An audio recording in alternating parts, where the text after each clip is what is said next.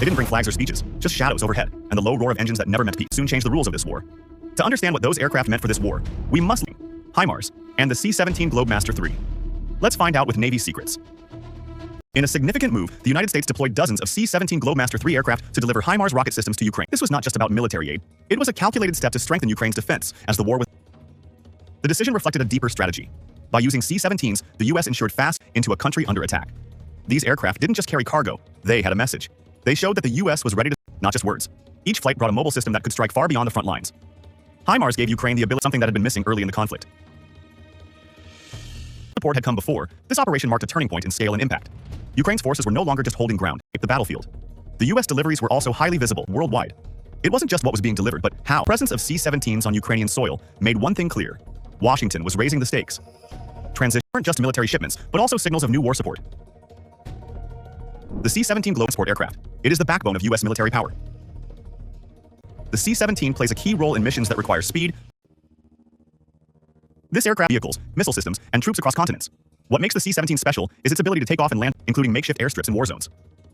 It can also fly long distances without refueling, quickly reaching in Ukraine, the C weapons, but showing that the U.S. can deliver support wherever needed. This airlift capability gives the Pentagon a massive advantage over other nations' slower or less flexible systems. By the C-17 sends a clear message. The U.S. is prepared, its presence in Europe also reassures NATO allies, who know in real time if the situation worsens. In modern warfare, firepower. The C-17 proves that winning a war is not only about the battlefield, it's also about how fast. But what made these flights truly dangerous wasn't the aircraft. It was what they were carrying. Introducing HIMARS into the war gave Ukraine a decisive advantage it had never possessed before. Unlike traditional artillery, highly mobile and extremely accurate. It can launch guided rockets at targets over 80 kilometers away, hitting with a precision that. Instead of firing large volumes of shells, HIMARS focuses on striking high-value. Ukrainian forces used it to destroy Russian ammunition depots, radar installations, and untouchable. These were not just lucky shots. They were planned, coordinated, and devastatingly effective. Ukraine could attack behind enemy lines without moving troops or heavy guns close. Quick strikes, then fast repositioning, keeping Russian forces on edge and constantly guessing. HIMARS didn't entire supply chains and command operations. From a tactical standpoint, this weapon shifted Ukraine's strategy from defense. It empowered the military to choose when and where to strike, rather than control the fight's pace. Satellite images and battlefield reports confirmed the impact. Occupied zones. The psychological effect was just as significant. No longer guaranteed safety. Rear bases and staging areas, often under time pressure. For Ukraine, the system became a symbol of resistance and control, a way to show that no area. HIMARS didn't just upgrade Ukraine's firepower. It allowed the country to shape the battlefield with speed, accuracy, and purpose. Everything changed, not just on maps, but in the minds of soldiers. It changed more than just Ukraine's range. It changed how the war was fought. And precisely, the system disrupted how Russian forces planned. Command posts, supply hubs, or radar stations could no longer be considered safe.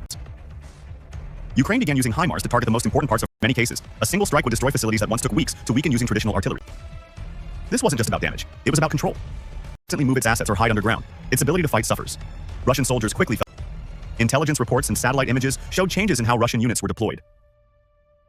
Equipment was spread out to avoid being hit in groups, and some command centers moved frequently to avoid. Morale began to drop as troops realized that even rear areas were now vulnerable.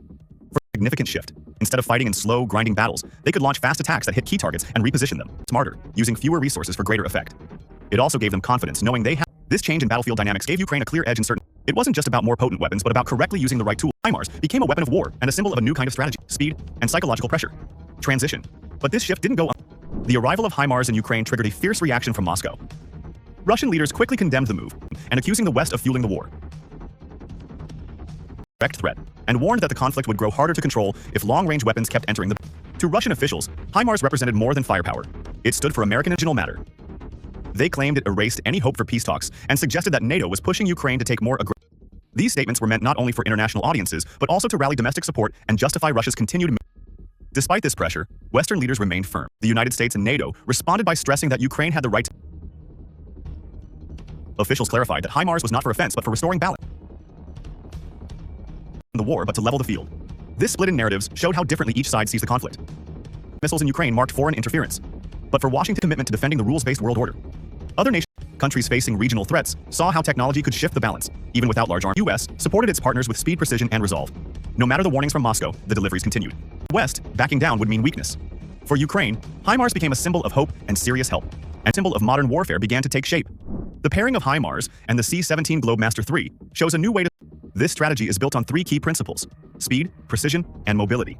It allows the United States of troops while delivering serious firepower that can shift the balance in battle. With the HIMARS can be flown directly into conflict zones, even when roads are damaged or unsafe. The aircraft can launch cargo quickly. HIMARS, once deployed, again within minutes. That makes it harder for the enemy to track or strike. This model is not only fast, it's efficient. A few launchers of artillery rounds used to attempt. That reduces supply chains.